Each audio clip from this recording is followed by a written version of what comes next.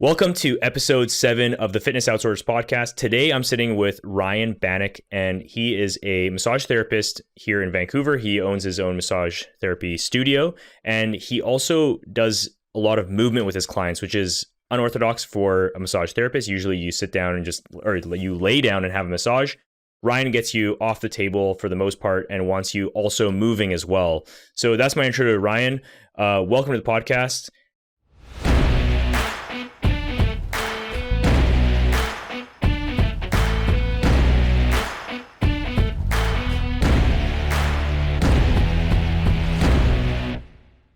I remember a hip issue. Was it a hip issue that you had before too?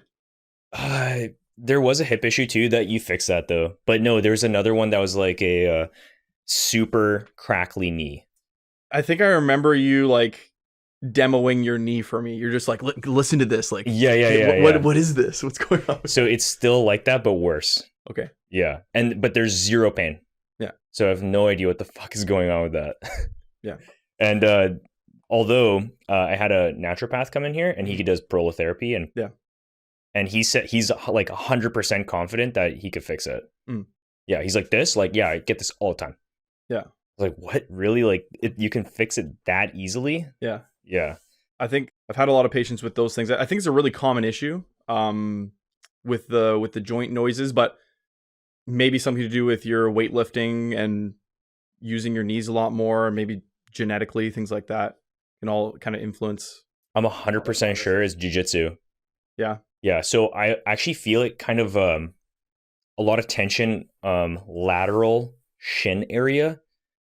I don't even know exactly what muscle that is, but there's a lot of tension there. I can feel it, like it's tender to touch, and like it's a toned. Yeah. Versus the other side, it's like really soft. Mm-hmm. So I think there's some kind of twisting going on. Yeah. And then it must have just caught like some cartilage or something. Yeah, it could be. In my experience with I've had a lot of patients that had like injections and things like that, but I think from my perspective, it's a little bit more, sometimes it works, sometimes it doesn't. Obviously I don't do those injections, so I don't know specifically. I'm not seeing those patients regularly. So, but yeah, I've definitely seen a lot of patients that have had success with certain injections like that. Other ones, not so much. So really? Yeah. Yeah. I heard that there's no real downsides. Yeah. I think it's a relatively low risk procedure. I think it's definitely worth a shot. It's like they take blood from one area and then just put it in the other, right? Yeah. I guess the biggest risk would be just the cost. Oh yeah. It's like, I think he said it was like $1,000 at least, I think. Yeah. I think he said it was like $1,200. Okay. Yeah. I'm willing to lose that. And you usually do like a couple rounds of that. Yeah. He said $1,200 including the couple of rounds. So that would be like 600, and usually people need 1 to 3. Yeah. So 600 per round. Yeah. I've heard, do you know Seedon?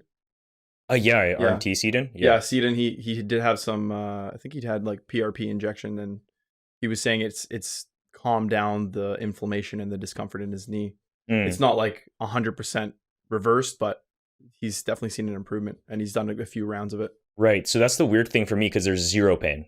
Yeah. So for me, it's just the cracking. Yeah. So he says 100% it'll fix the cracking, and so usually these things, like, they'll get worse and worse and worse, and then eventually you have pain. For me, it just zero pain for years now. Yeah. So yeah, it's super weird. And he's seen that before too, like that naturopath. He's seen that zero pain, just cracking. Oh yeah. What we know about pain these days is there's not a strong correlation always between like structural damage and pain. Like they do a lot of these studies where they'll like take imaging of people. They'll like, take an MRI of a back, and they'll look at this population, like which people are having pain, which people don't have pain. And a lot of people, even the asymptomatic people, have structural issues like disc herniations, things like that. So just because you have some sort of like structural deformity or injury or whatever, doesn't necessarily mean you're going to have pain. Pain, what we know now, is like a lot more multidimensional. Lifestyle factors, anything that really fills up your cup. Like your cup is kind of like your capacity for stress and things like that in your life, movement, whatever. And then if that kind of like capacity is being exceeded, then you might have pain. So anything can really go into that cup, like stress, mental things, physical injuries, disc herniations, things like that can go in, right? So it's just like if you reach that breaking point, then it could be painful, right? Or it might just be like a pissed off structure in your body. So it's like, basically we kind of know this, but not 100% certain. We're not saying like things 100% certainly. Yeah, so I have clients that I tell them that pain is just neurological, and then that sometimes that your pain is technically just created inside your brain. So this people who, like, I have this client, right? So whenever I'm trying to get her to engage her core and I touch her belly, she's like, ah. Yeah.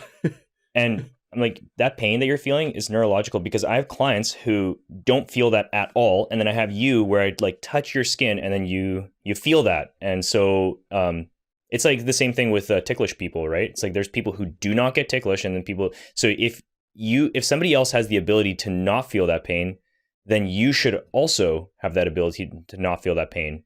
And that blows people's minds. Is that kind of what you're saying as well? I think everyone's going to have a different tolerance level and a different level of like sensitivity in their body.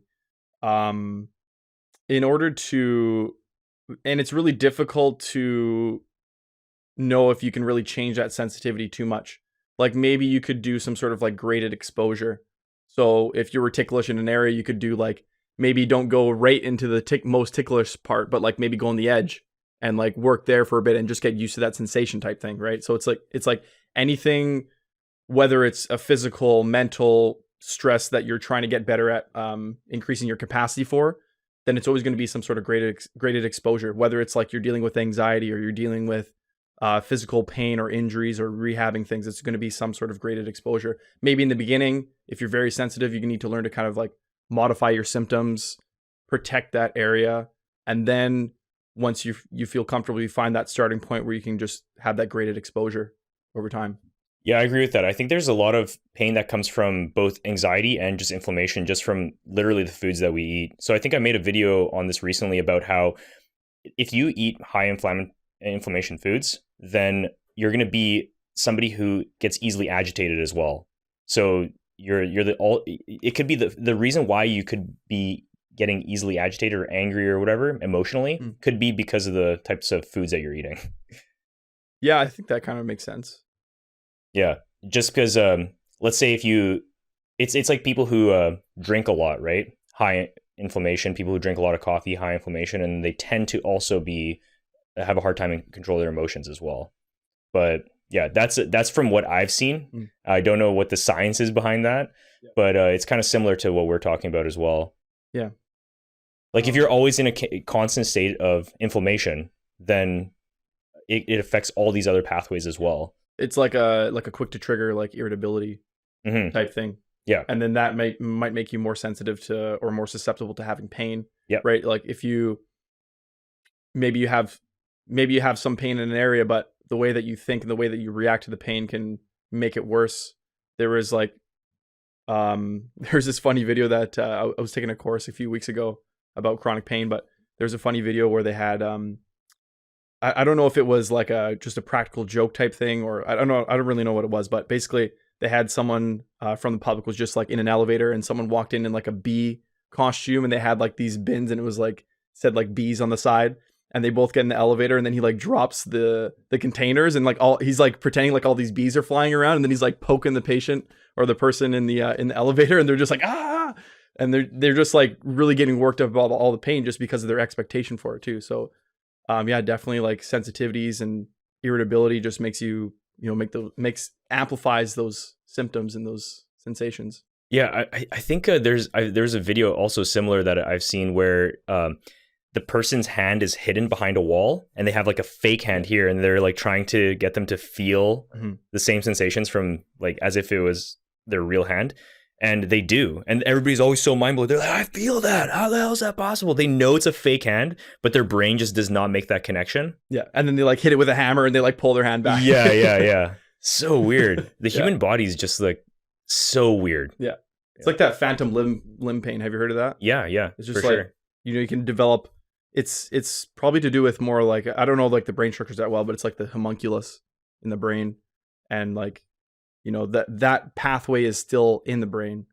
So like even if you didn't have a hand in those nerves in that area, like you could still have some sort of sensation there. Yeah, there's a client that I was talking to who has severe amounts of knee pain, and he is kind of like he's from Italy, so he doesn't speak English that well. So I think it's hard to communicate to him how, for doctors to communicate to him, like just like how pain is neurological and stuff, that he's already had all these knee surgeries and that his knee shouldn't have pain now, but he still feels the same pain as before. And so that to him is really hard to understand. And he said that I was trying to explain to him like the whole phantom limb thing, and like even though these people don't have an arm, they still feel pain. So but to him, he's like, no, my pain is real. My pain is real because I can feel it. And I think that like people create such an attachment to that pain that it's really hard for them to get rid of. Like they connect with their pain. Like it's almost like it's a part, identify with their pain, almost like it's a part of them. They don't know how to live without their pain.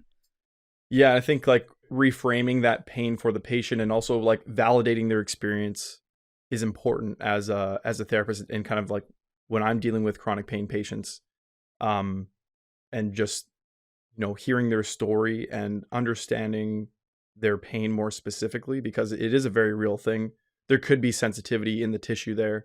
I think it's a bit of a slippery slope because we've kind of had this shift away from like the biomechanical model of pain to like this more pain science model.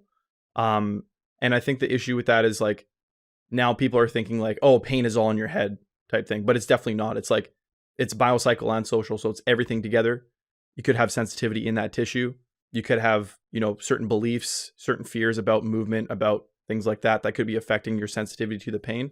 So I think still validating the patient's experience about their pain, and and then just what I would do in that situation is I just want to understand like the behavior of the pain and kind of like what their belief about the pain is, and then figure out ways that we can gradually expose them. So ask them like, what kind of exercises are you doing? Like, what's your lifestyle like?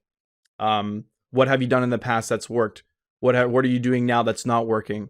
And then trying to kind of fill in the gaps of where they may be missing, right? So like maybe they've been doing some sort of rehab, but we can maybe tweak that or make modifications to it to make it easier, or maybe work other areas of their body, surrounding areas, like just basically have like a shotgun approach where we're having like a more well-rounded program, where we're able to kind of like not just focus specifically on the knee, but maybe surrounding areas too. So you actually had pain before as well. I think it was SI joint pain, and then you managed to get rid of that. So how about tell me a little bit about that? Oh yeah, no, I think beyond SI joint pain, like I kind of started my journey. This is like the whole reason why I kind of got into a lot of this, is because I was experiencing a lot of this pain myself. I was having SI joint pain, I was having knee pain, I was having like chronic upper back pain, chronic headaches, chronic shoulder pain. And I have like an athletic background. I grew up playing sports, playing hockey, playing baseball, playing volleyball, and very active my whole life, and definitely like more of like an athletic identity growing up. And as soon as I graduated from high school, I wasn't playing as much anymore. I was in school for 6 years, and I didn't have good exercise habits because like sports was my exercise, and because I lost that, then I wasn't able to really do that still. So I was very sedentary. I wasn't working out, but sometimes I would have these moments where I would be getting back into working out, going to the gym, but I would injure myself, I would hurt myself, and then I just wasn't able to be consistent because I kept on hurting myself like trying to work out. And I didn't think I was doing anything too crazy, but I think that kind of put me off of working out, because I became like fearful, or like I wasn't motivated to work out because I felt like I was going to hurt myself over and over again. And I was stuck in that cycle. So once I graduated from RMT school, I, obviously I'm trying to help people, and I felt like my ability to help people was a little bit limited. So I started to look at kind of alternative methods of movement, exercise, things like that. And it kind of led me down this path of discovering alternative movements such as like functional patterns. I was also getting into like myodetox and Vinny rehab, and learning about kind of anatomy trains in the body and how the body is working like holistically as a system. And that was very appealing to me because it was way different than anything I'd been taught at UBC in kinesiology school, way different than I had learned in RMT school. Like I felt like what I had learned from school was not enough to be able to help people. And yeah, so I started to learn about all these different things and moving the body in a more dynamic way, working out in a more dynamic way. And I started to see a trainer here in Vancouver, and yeah, we just step by step, systematically, we were just like slowly eliminating pain. I had like a really bad low back injury from deadlifting, and I had some pretty severe like low back pain and sciatica, like numbness and tingling down my right leg. And after going to see Mark, the trainer, we yeah, we kind of worked out a lot of those issues, and I feel like I solved maybe 80% of the pains that I was having in my body by just working dynamically. But there was a point where I did get stuck and I plateaued, and I wasn't really able to address some of the issues that I was still having. And that was kind of like around when the pandemic began. And I was kind of stuck at home doing a lot of research, and I started to find these other systems and learning about them and their different approaches. And I just started to really play around and experiment with all these different things. And obviously I still experience pain, but I feel like I've kind of settled down into a more comfortable position where I'm not really dealing with as many chronic issues anymore. I'm able to be active. I'm able to kind of live my life and work my career without too many aches and pains. But earlier you said that pain is neurological, and how did you fix it, knowing that it's neurological? That you see what I mean? What I'm trying to say here? Yeah, I think the kind of key ingredient to all that stuff was I was finally able to be consistent, but also it was like it was a new sensation to my body, because we were working out in like very different ways, very very non-traditional weightlifting. Like if you think doing a bicep curl with with a dumbbell, or doing overhead press, like we weren't really doing stuff like that. Like we were moving the body dynamically, like what people might consider like plyometrics, working on a lot of controlled stretching movements where we're under tension but moving through a range of motion in the joint. So I think with the combination of all those things and like moving and stretching areas of the body that maybe I hadn't been able to stretch, I think I was kind of like stuck in a certain way of moving as well. Like, and what I mean by that is like I have a particular movement pattern in my body, and everyone does. But sometimes if you're having issues like stiffness, pain, things like that, you might get stuck in certain areas where you're not able to actually, let's say, like you may think that you're protracting your shoulder blade, but you're not really. You're just moving your arm and your shoulder blade is stuck in place. So if you're having, for example, a lot of upper back pain, maybe you want that shoulder blade to actually protract, because we want those tissues to stretch. If those tissues are like constantly holding a contraction and holding still, then maybe that's going to result in pain, things like that. Like I definitely still think there's like a structural component to pain, and that it's not purely neurological, obviously. But yeah, it's more so like we were able to finally hone in and lock down certain movements, and we worked on a lot of really cool biomechanical concepts that I still use today, but I use them in a different way, maybe. Mm-hmm. Okay, so I have some clients who have the worst posture I've ever seen, and when they do exercise, it's almost like it's incorrectable. It is awful. And I've asked them before, like, do you have any pain? They're like, I'm so lucky. I've never had pain my entire life. Yeah. So how is it possible that one person so structurally off can have zero pain, and then there's somebody like me who practices form all the time, and then I get hip pain? Yeah. What's up with that? So posture is not very strongly correlated with pain.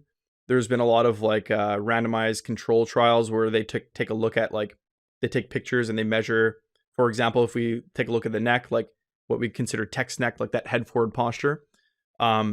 They take a look at, there's one study I can remember. It was like, they looked at a group of 17-year-olds and they followed them for 5 years, and they compared kind of like which people were having pain, which people were not having pain, and looked at like their posture, their seated, like relaxed posture. And they actually found like people who had more like head forward posture that was more protective of their neck pain. So there's a lot of like really interesting things going on with posture.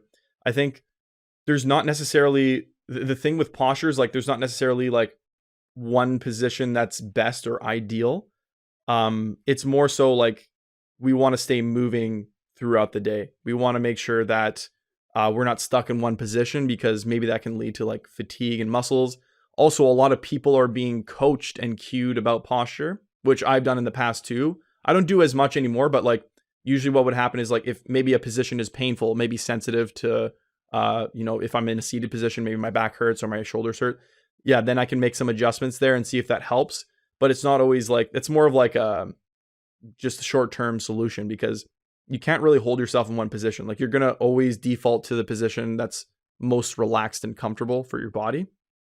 And a lot of people have been coached to like maybe sit up straight and like pull their shoulders back and be super proper. But sometimes that can lead to fatigue. So a lot of times I'm actually telling people to relax when they're sitting, because like holding a posture is actually like you're contracting your muscles, you're fatiguing those muscles. So you're going to get tired faster if you're trying to like hold a posture in a certain position. And then when it comes to like, what's your position on like, do you feel like a bad posture is like damaging to the body or like damaging to the joints, or like what do you see is wrong about posture, I guess, in your opinion? I think that it can lead to movement dysfunction. So when somebody has an extremely apparent anterior pelvic tilt, they have an extreme likelihood to also have a valgus knee fault when they're squatting. So that's the way I look at it. And despite these people doing squats over and over again in an anterior pelvic tilt and their knees collapsing inwards, they still don't have pain. But then for me, like I feel hip impingement. Yeah. Even if my knee just goes slightly inwards, like I feel it. Yeah. I think for those people, maybe they've moved like that for a long time. They're just kind of used to doing the movement. And that they're used to the pain? I don't know if they're used to the pain, but maybe they're the type of person that's not that sensitive to their pain. Mm-hmm. Maybe like you or myself, maybe we're more sensitive to changes in our body. We're more perceptive to those things. And maybe that's why I had a lot of pain, right? I don't know. I think it's so hard to pin it down on one specific thing. We can't say like this specifically is a driver of pain. It's like really difficult to do that. I think if you do that, then it's a little bit wishful thinking, because there's so many other factors that you can't account for, right? And that's why I take like more of that shotgun approach, where we kind of like, are attacking multiple areas of lifestyle and other factors, things like that. So what you're telling me right now is that I'm a sensitive bitch. Yes. All right, fair enough. Yeah, because I mean that client that I was talking about earlier, who has a lot of pain even when I touch their stomach just to get them to activate their core, they do have a lot of pain elsewhere as well. Mm. Yeah, it's not just that spot. So that is somebody who's very sensitive. So maybe you're right. Maybe we're just the type of people to be very in tune with our bodies, and then that's why we feel it more. Yeah. Yeah, which sucks. Yeah. And I think when it comes to like the hip thing, I would want to know like when specifically is that hip bothering you? Like when you're under load with like a lot of weight, or even just body weight. Like there's so many other questions I want to know about the nature and the behavior of that pain before really saying like knee valgus, hip impingement is bad. Yeah, like that's too reductionist of an approach, in my opinion. I completely agree. So I don't have that hip impingement issue anymore, and the way I got rid of it was just stopping barbell squats and stopping sumo deadlifts. Yeah, so I quit doing them, and now I don't get pain anymore, and I just don't give a fuck about them anymore. Yeah. Yeah. So it used to be a huge part of my program, and that's why I needed to do it. And once I kind of let go of that belief of needing to do squats, then I don't get pain anymore. Yeah. If someone came to me and they're like, I want to be able to do this still, I would want to assess like all their range of motion. Like maybe they're compensating, and like compensating is this loaded word that I think everyone loves to hate, or not everyone loves to hate, but like that everyone loves to use, maybe, especially like people in my field. Like compensations are this like terrible thing, but it's really just like a movement strategy, right? It's like you have all your joints have a specific range of motion and capability. And if you don't have access to a certain range of motion, then your body's going to figure out a way to do it. Your body's really smart, right? So, but maybe there comes a time where your body's not really able to sustain that anymore. So I would want to take a look at like all the range of motion, like what's happening at the pelvis, what's happening at the hips, how are the muscles working? Are things lengthening? Are things shortening? And then maybe find areas where there's restrictions or maybe find areas where like maybe someone is like more on the hypermobile spectrum where they're moving too much. Then we can learn to control that range of motion, because maybe it's like the femur is just like slamming into the pelvis, causing some discomfort. So if we can learn to control that range of motion, that might help too. Yeah, at the end of the day, it's how much work are you willing to put in to actually fix these issues, and like how much do you care about doing that activity? Yeah, so for me, it's just accepting that I don't want to put in the work to fix this, like, because the journey just seems so far just to be able to squat. Mm-hmm. It's not worth it. Yeah, it's not worth it. Yeah, especially since I can split squat just fine, and I could just train my legs just as well as before. Yeah. So yeah, there's always like so many options with movements. There's so many modifications you can make. There's really like, I see a lot of people that are like doing a lot of like sagittal movements, and they don't do like any rotation. They don't do any like frontal plane side to side motion, right? And that's like, I feel like a big component. That's what I look at in a lot of people's programs, is like take a look at like how dynamic their program is. Are they doing a little bit of everything? That's the approach I like to take. what's one exercise that everybody should have in their program? Oh, that's difficult. Is this like, are they just working out? I think like for longevity and okay, fine. I got a couple questions then. Okay. What do you find like is one thing that you tend to always have to teach people? Because for me and our clients, like I could bring it down to just 3 movements that we always do with all of our clients, which is some sort of dead bug variation, some sort of hip thrust, and then some sort of lateral band walk. Yeah. I can tell you that most of the people that come in, 90% are going to be doing those exercises just because they haven't done any of those exercises in their life. Yeah. I would say like a hinge is one of mine. Yeah. Hinge is really important. There's like, it's a really hard question because there's so many areas of the body. And like, I think I could probably do like a top 10, right? Like I feel like it's so tight near the top, and like, you're always going to be leaving something on the table if you're only picking 3. Like there's not 3 exercises that really cover everything in the body. Otherwise, like everyone would be fixed and everyone would be super strong. Right when you said hinge, I was like, oh shit. But the thing is though, I would teach somebody how to brace their core before I teach them how to hinge. So it kind of like works together. Yeah. So yeah, I guess that is a really tough question. Yeah. And brace the core. Is that usually because you're teaching people like squatting and deadlifting? Yeah, so people come to us to teach for exercise. Yeah. Yeah, that's another thing too. So I found, okay, so our goal inside our business is to get people to be working out good enough for them to not be able to hurt themselves and to just kind of like function well inside a gym on their own. And then it's like, okay, you got this. See you later. So that's why we teach those kind of things. I found that the things that you've taught me with functional patterns and stuff, it was kind of hard to learn. And I know to you it might seem easy, but for me, it was really hard to get the movement. And then as soon as I walk out, I go to try to repeat it and I'm like, what the hell? I can't remember. It just doesn't feel right. So yeah, versus like teaching somebody how to brace their core. It's like, this is how you do it. This is how you do a dead bug. And they come back next week and they still know how to do it. Yeah. That's a big reason why I started to get away from the functional pattern stuff, because it was really beneficial for me, but I'm like a movement nerd and I grew up playing sports and I'm really in tune with how my body is working for the most part. And like, I'm really interested in that. Right. And there's always going to be a percentage of the population that's like really interested in doing those deep dives of the body. But I think that's a pretty like niche market, pretty small percentage of people. And for me, like, I want to be able to help anyone and everyone. I'll do my best to help everyone. And I feel like I was limiting myself. I was limiting my patients by just only choosing that one modality, by choosing, functional patterns. And I was getting success with some patients, don't get me wrong, but I think for every few people that I could help, there's maybe 10 people that weren't doing those exercises or those things were too complicated for them. So I started to, that's why I wanted to kind of go into other areas and do research for other movement systems and things like that. And right now I feel like I'm kind of standing in the middle and I'm able to kind of adapt based on the problem that's being presented to me. I'm able to kind of like, maybe sometimes I'm a little bit more skewed towards like the functional patterns. Maybe I'm skewed a little bit more like towards the traditional for certain things, depending on what that person is familiar with, what their goals are, what their experience is like. Because a lot of people that are coming to see me, and this is like really, I feel like really important for RMTs, is like we're in this unique position as therapists where people who come to see us, we're like the first healthcare practitioners, or like maybe the first person that they're comfortable seeing about maybe some pains, right? It's really easy for people to come in and go for a massage versus like committing to go and see you as a personal trainer. Like that's a big lifestyle change to be like, okay, I want to work out, I want to learn how to move my body, things like that. Versus like people are comfortable kind of coming in, they just have to lay down on the table and I can treat them, right? So I'm in this unique position where I can be like, hey, you may be used to doing things a certain way, like coming in for a massage, but I also offer this, and I also find a lot of success with my patients doing this sort of thing. I'd like to do some exercises, get you comfortable with that.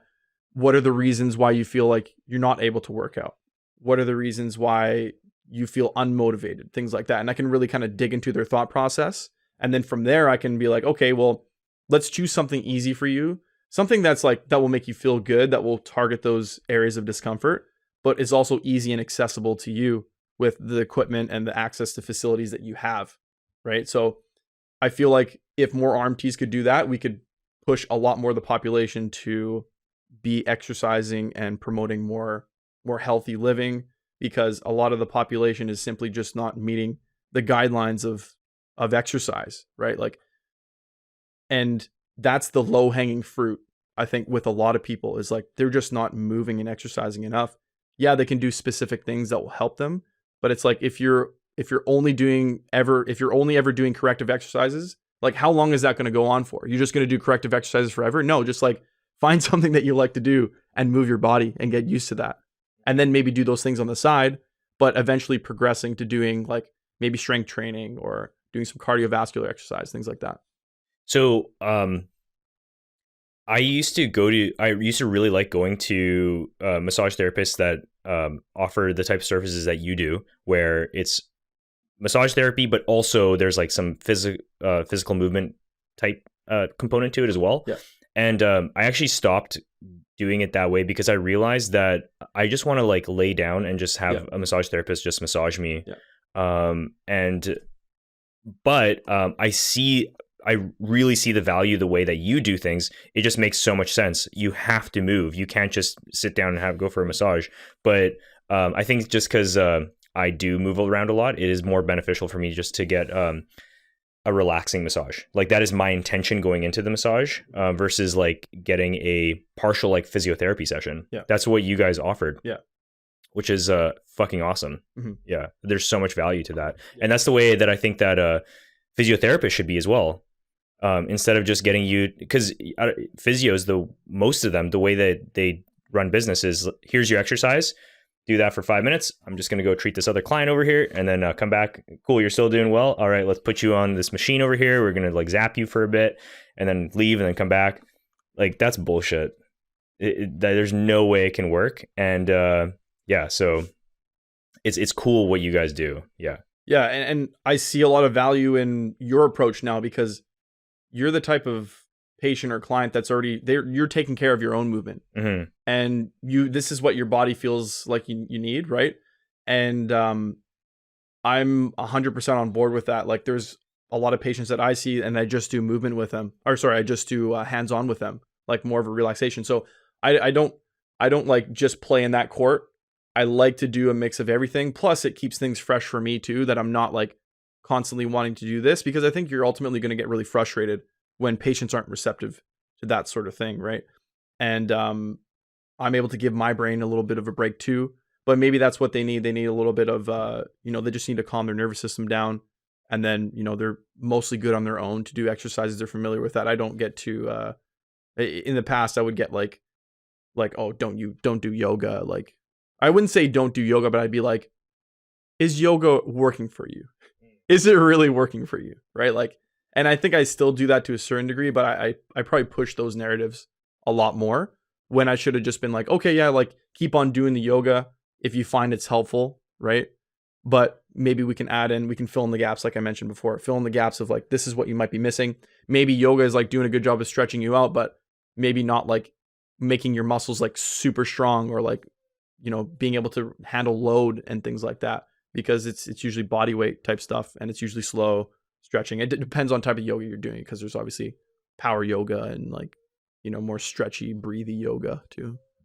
So do you think that yoga is actually worth it to do? If you like it. I usually wouldn't prescribe it. I don't think I've ever like been.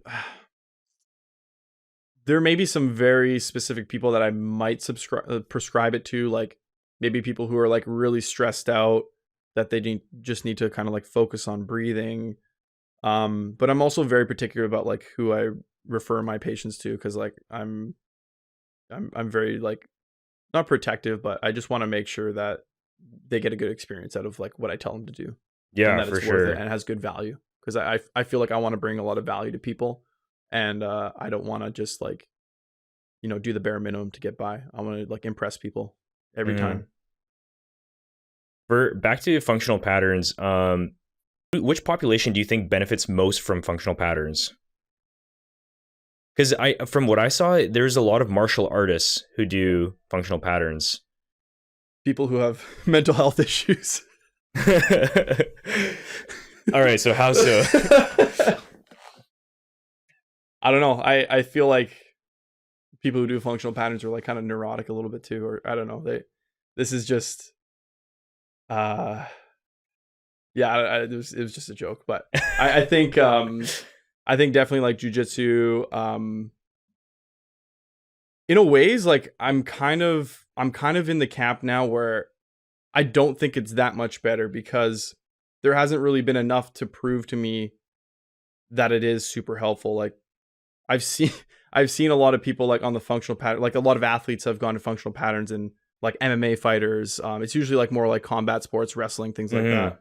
Like Kyle Dake and I don't know the other ones that well, but like a lot of Kyle Dake is a wrestler, right? Yeah, he's a wrestler, but they like the way that they prop up their system and their athletes is like they think that they're like the best thing ever, and like, you know, they're the best shit, and the ego is just insane. Yeah, it's like people who prescribe to different types of diets. Yeah. So they'll say like, "Oh, look at this one vegan diet, vegan athlete, or like this one keto athlete, one keto bodybuilder, and that's why everybody else should be doing this." Yeah. It's like, no, it's not. That guy did well, and like 99% of people don't do well. Yeah. Like look at I could cherry pick and be like, look at Michael Jordan. Like this guy did just like so much traditional training and just got like jacked. And he's like one of the most dominant basketball players, or the most dominant basketball players. I remember when you were just doing functional patterns, and I saw it, and I just started looking into it, and I was like, wow, there's so many athletes that do this that do very well. Yeah. And I was talking to this CFL player, and I was like, you should try this. And he's like, he looked at it, and he's like, no, I don't think it's going to work. Yeah. And he was so dismissive about it. And I was like, dude, you should try it, man. Trust me, like at least do a little bit. And he's like, dude, the most important thing for me to do is clean and jerks and squats. I'll tell you that because I can look at the studies and I can tell you for sure. And he was so confident in it. And he's a trainer, and he coaches people how to sprint. Yeah. So yeah, and which should, especially sprinting, from what I could see, helps a lot. Functional patterns helps a lot with.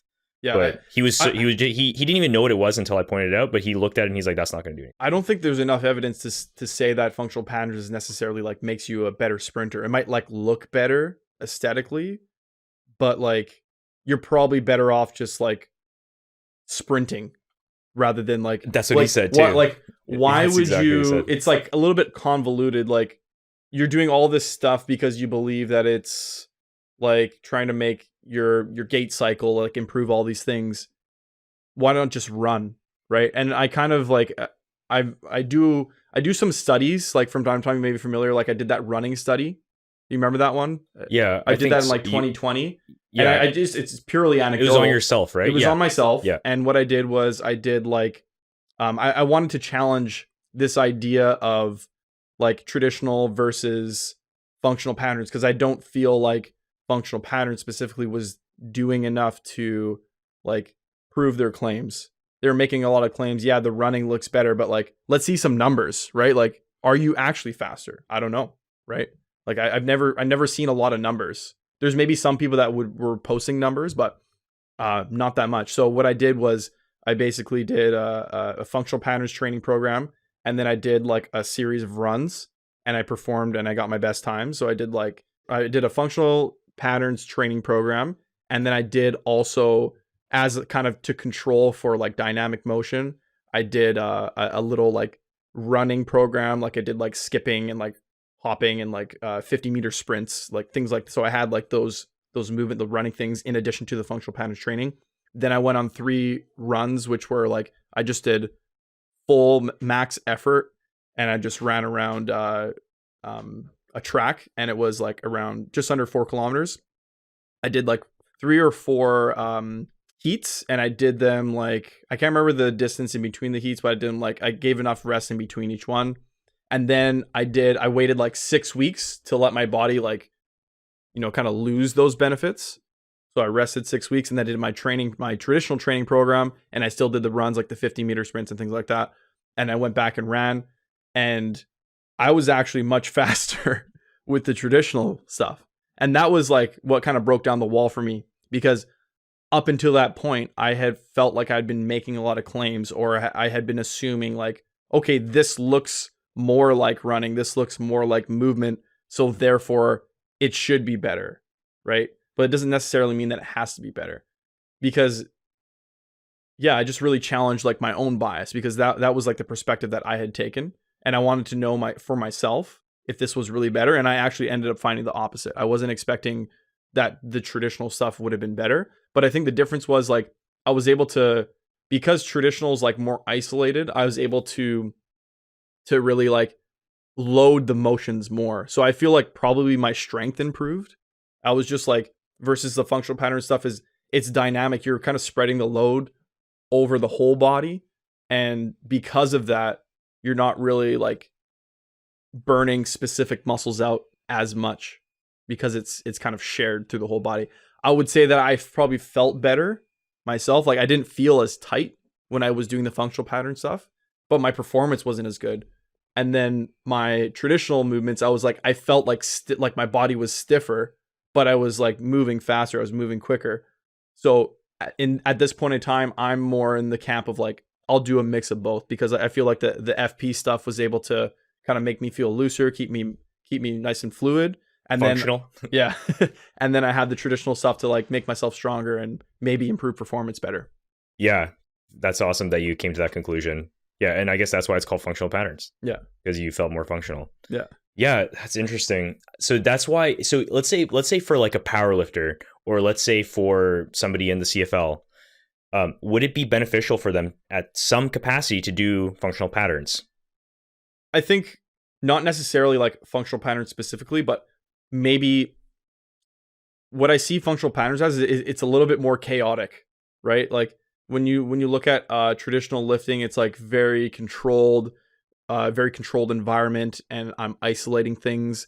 But I think there should be a component of training that is like a little bit more play based, a little bit more free, because once you actually start playing a sport, you're going to end up in those chaotic situations. It's not going to be like you can never perfectly prepare for the forces and the requirements of a sport, other than just by playing the sport, maybe doing some other versions of play. Like you look at one example I can think of is like the Canucks, like when they warm up, they play like this soccer game where they're like I think it's kind of like hacky sack but with a soccer ball, and they have to like keep it up, and they're moving their whole body all around. So it's like it's a different sport, but it's like more chaotic and playful, and that helps them warm up. And I'm sure they're doing other specific like isolative things and stretching that they prefer, right?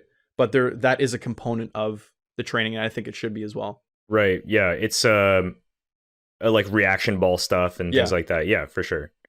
Yeah, I totally agree with that. So what about for somebody who's like very movement specific, like a power lifter? Yeah. Would it help them? Those ones are tough because they usually have really tight programs. Mm-hmm. They don't have a lot of wiggle room with what they can do. Like they have their like a few accessory motions, and then they have like their whatever powerlifting they're doing. So it's really tough they're already doing so much that they probably just need to really focus on recovery, nutrition. Like there's so many other factors, and maybe if needed, they could do like some stretching or some other specific things that might help any symptoms that they're having. But I think a lot of it with that is just like it's so hard on the body that they need to really dial in the recovery, their sleep, right? They need to be maybe doing things like, and this is what I learned from functional patterns and from like alternative health guys like Jack Cruz, which I don't necessarily like follow a lot specifically still. I like there's some components that I've taken, like sleep hygiene. I have like red light glasses that I wear at night that I feel like it helps me sleep and just kind of like keep the circadian rhythm in order, avoiding like blue light, trying to just like calm yourself down before sleep, not having like caffeine before bed, things like that. Like just really emphasizing like not only the length of sleep, but the quality of sleep that you're getting. Right. This is something that we teach inside our programs a lot. Yeah. And I also found it in functional patterns as well, because I paid for some like $200, $300 course for functional patterns. And I blasted through it within like, I don't know, a couple hours, because I was like, oh, okay, it's just literally all about recovery. Yeah. Yeah. I think it was just like foam rolling and sleep. I was like, okay, great. Yeah. Yeah. There's like so many people that are not getting enough sleep, and also just like getting outside too, like getting enough things like, and for me as an RMT, obviously I'm limited with like nutritional things, but I think I can tell people to go outside. That's no problem. But there's been an association with like vitamin D levels in chronic pain as well. So there's so many factors to pain, as mentioned before, that like might as well just do all these things if it's just getting outside for 5 minutes, right? I think that can help to kind of set your sleep a little bit better, versus it's better than nothing, right? Like I think in the past I was like so strict in saying like, no, you have to make these like massive changes to your lifestyle. But like, why not just make small ones, right? And work your way there. Like doing a little bit is better than nothing. Even with exercise, like doing a little bit, do 5 minutes of this exercise, like do 3 exercises for 5 minutes every 2 days, 3 times a week, right? Start there, build the habits, build the consistency, and then you can tack more onto that. Yeah, for sure. I found in my own life, I didn't just start doing everything all at the same time. It was little chunks at a time that I bit off.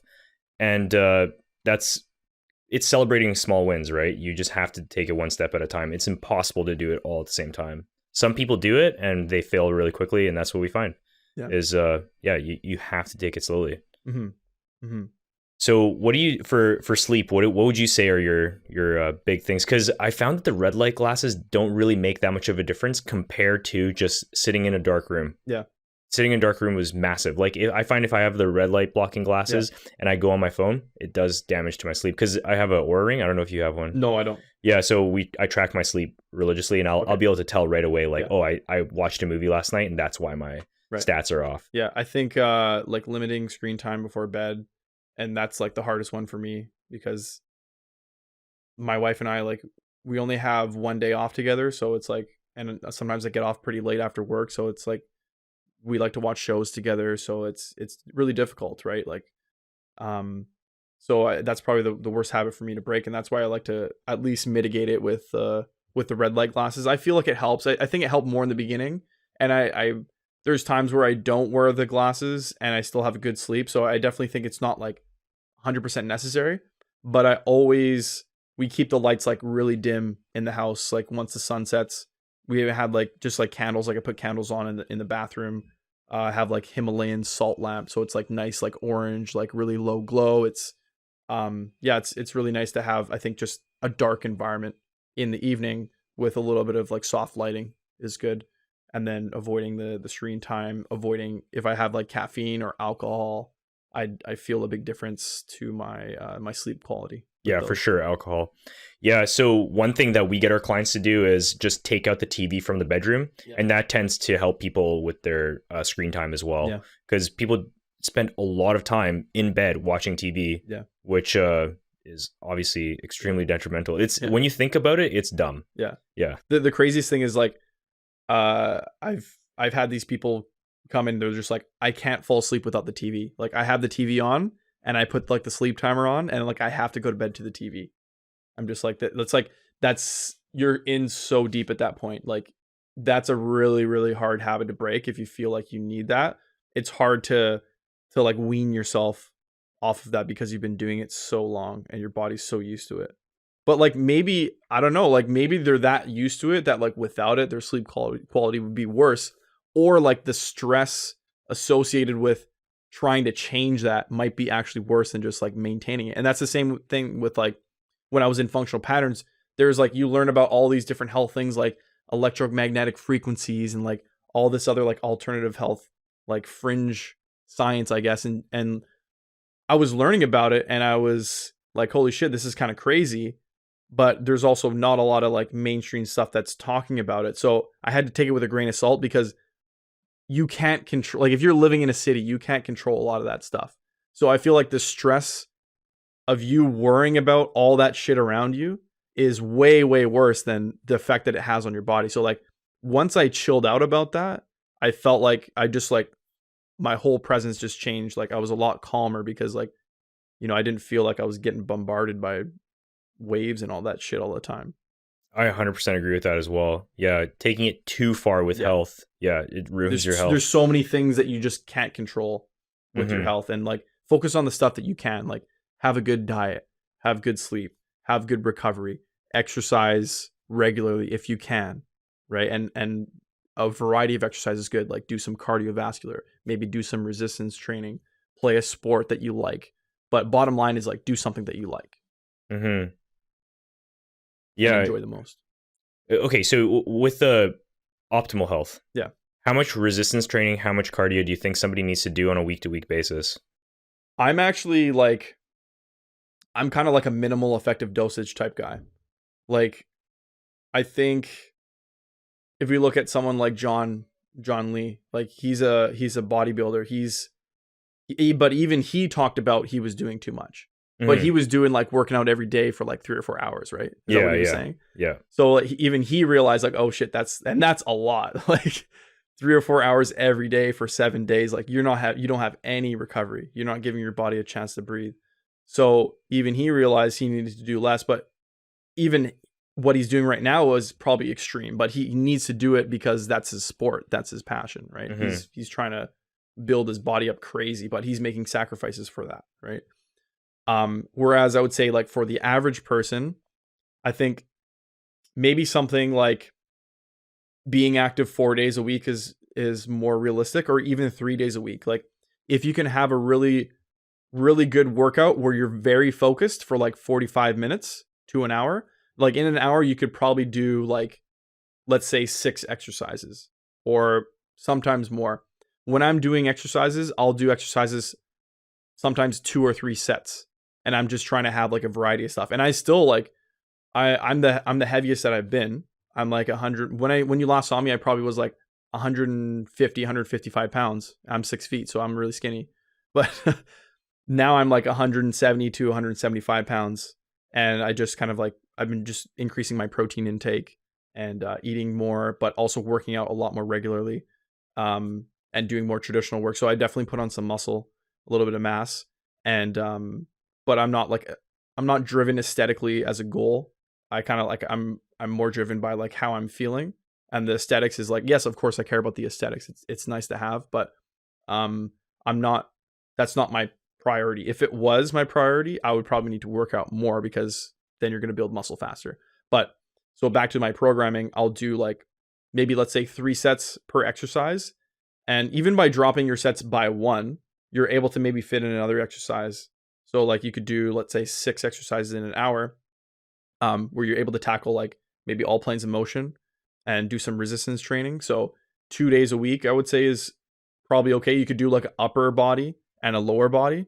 And then you could do like something more cardiovascular, like maybe play a sport or like maybe cycling, maybe running, maybe do like some HIIT training, some dynamic stuff, maybe some sprint training. Like there's a lot of options that you can throw in there. And that's where I would tell someone to like pick what they like best, what they enjoy doing the most.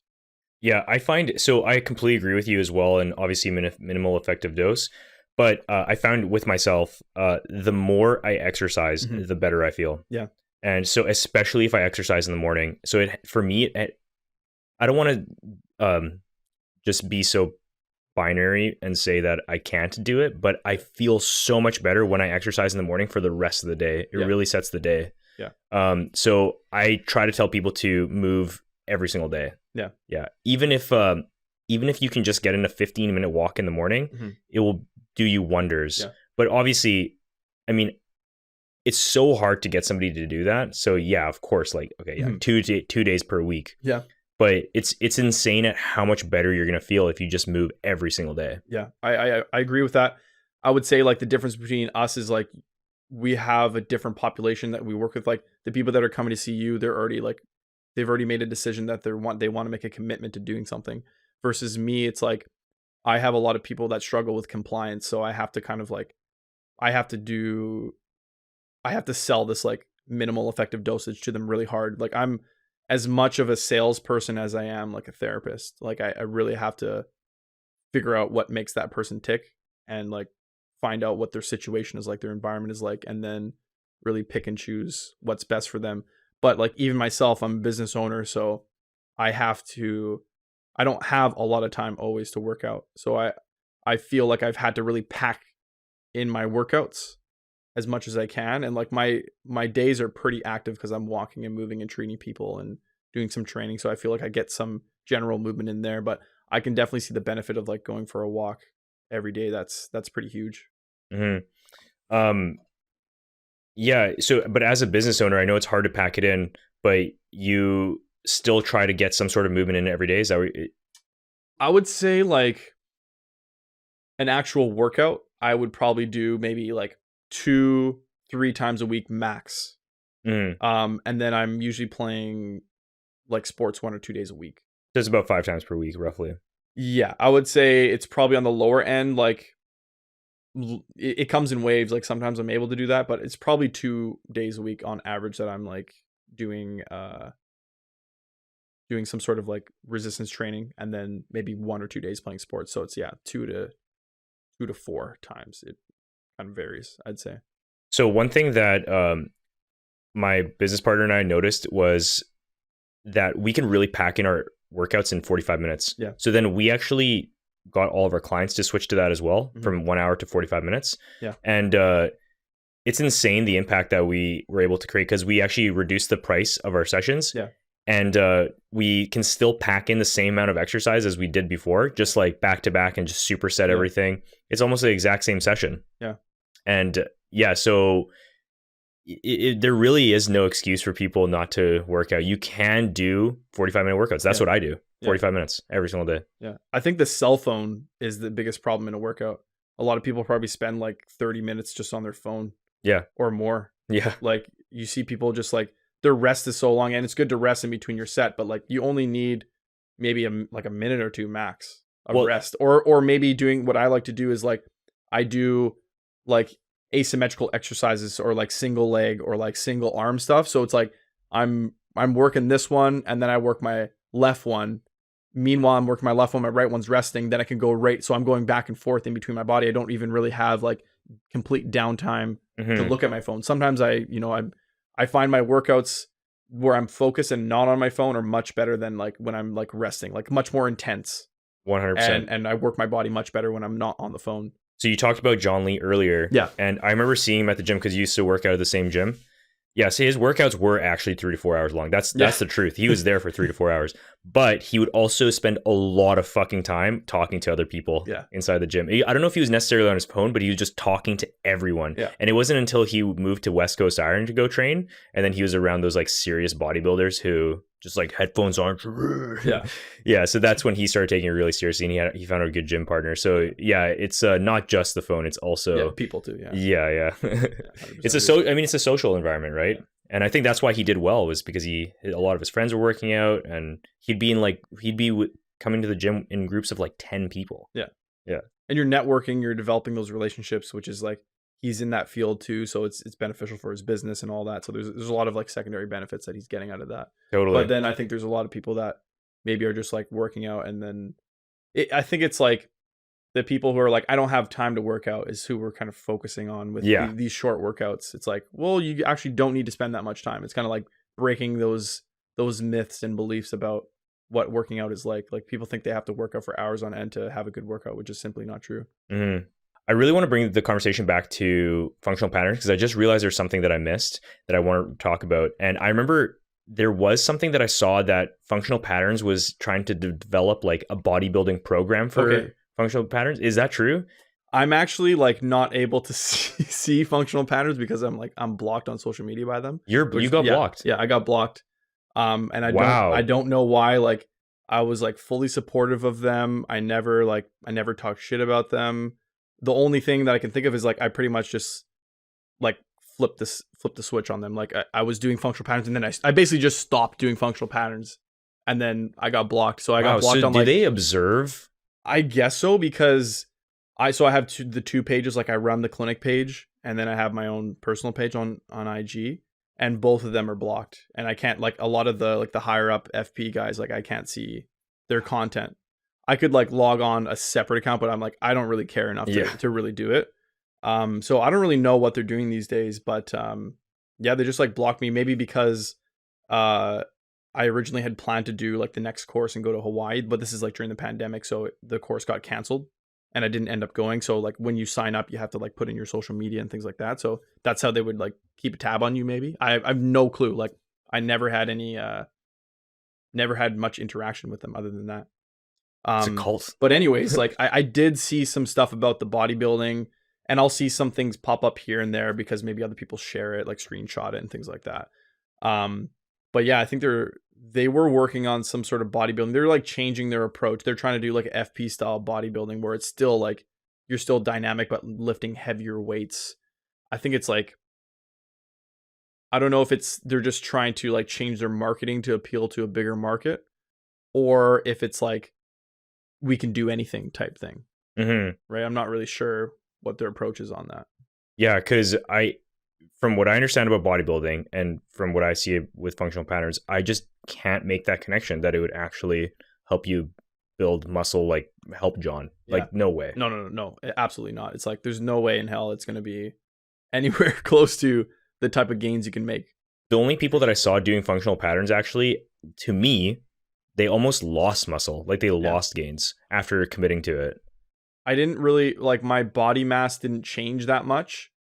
My posture changed, but I was also like consciously changing my posture. Like I wasn't, if you see the pictures on my page, a lot of that stuff is like even just a little bit of tension. Like I'm trying to like fill up my body a little bit more. It wasn't like complete. If I actually like completely relaxed, it would be different. It would look different. And I think like my absolutely like relaxed posture hasn't changed too much. Maybe my shoulders are like a little bit, I think my original posture was under a lot of tension, and then now I have like a more relaxed posture. So like before I would like pull my shoulder blades back a lot and like always hold them there because that was just drilled into me growing up, and a lot of people, as I mentioned before. So I feel like the difference now is like my shoulder blades rest like a little bit, maybe a little bit slightly protracted. There's no issues with that. But I definitely didn't gain a ton of maybe a little bit of muscle mass, but my weight didn't change too much. But my body felt a lot better.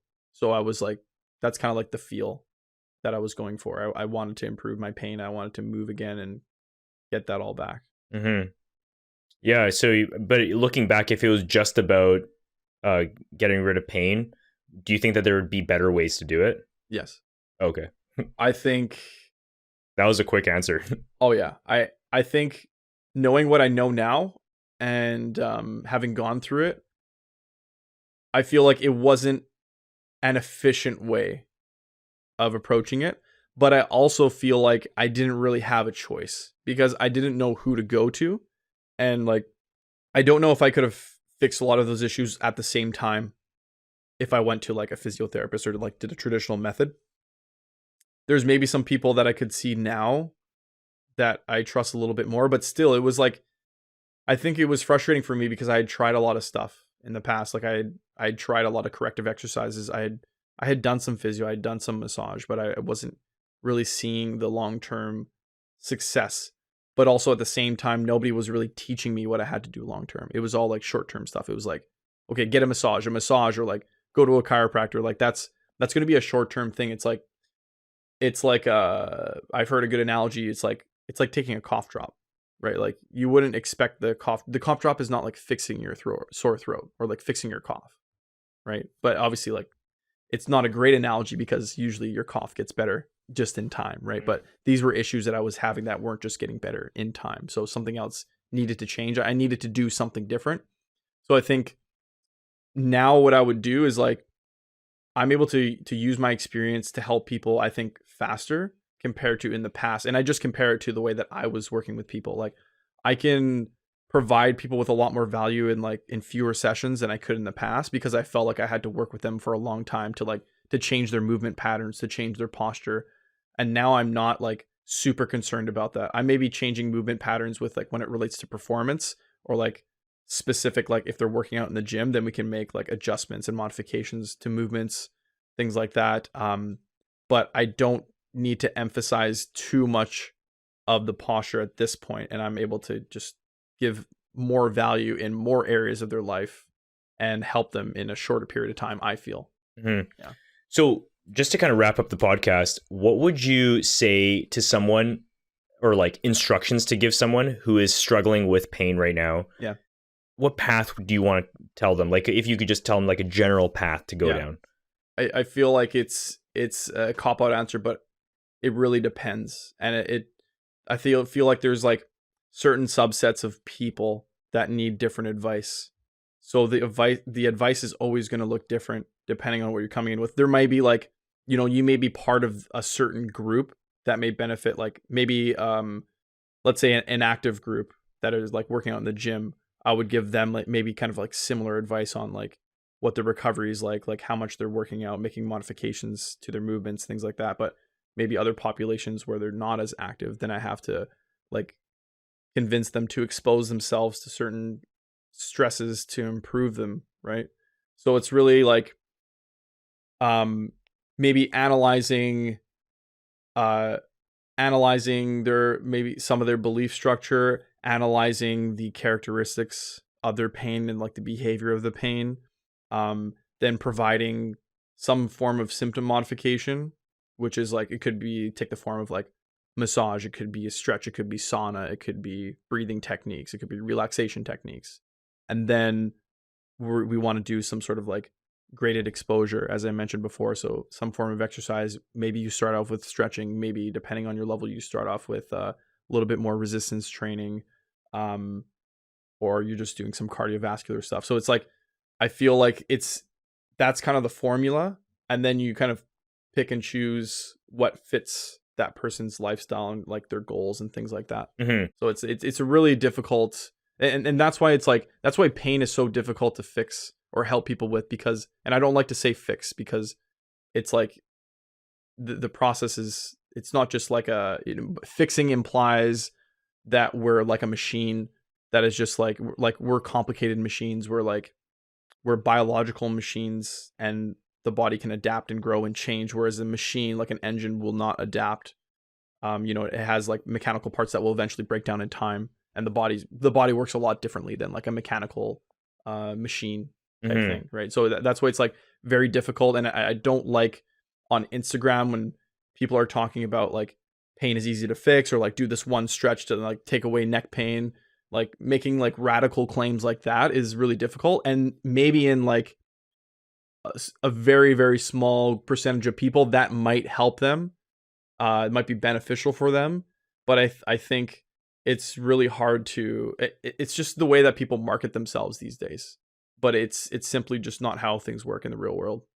Right. So from the formula that you were talking about, okay, so it seems like you would say focus on recovery, just the basic things like sleep and nutrition, movement a little bit.